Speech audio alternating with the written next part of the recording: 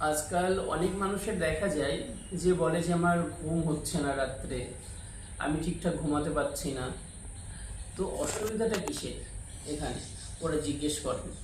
অসুবিধা আপনার হতে পারে যে ঘুমের, আপনি হয়তো কোনো ডিপ্রেশনে ভুগছেন, হয়তো কোনো মানসিক রোগ থেকে আপনার সমস্যা হচ্ছে। এইরকম হতে পারে যে আপনার কোলেস্ট্রলের ওষুধ চলছে, এইরকম হতে পারে আপনার অ্যাংজাইটি আছে। হ্যাঁ, কিছু কিছু পেশেন্ট আছে, ফাংশনাল পেশেন্ট আমরা বলে থাকি। কিছু কিছু পেশেন্ট বলে যে আমার ঘুম হচ্ছে না, আমি ঘুমাতে পারছি না, আমার অসুবিধা হচ্ছে, আমার শ্বাস আটকে আসছে।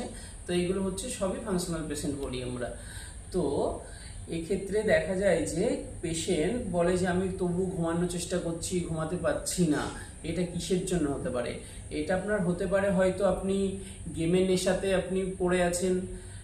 দ্বিতীয়ত হতে পারে আপনি হয়তো অন্য কোনো চিন্তাতে আছেন, খুব বেশি পরিমাণে চিন্তা করছেন আপনি, সেই জন্য হয়তো ঘুমাতে পারছেন না আপনি।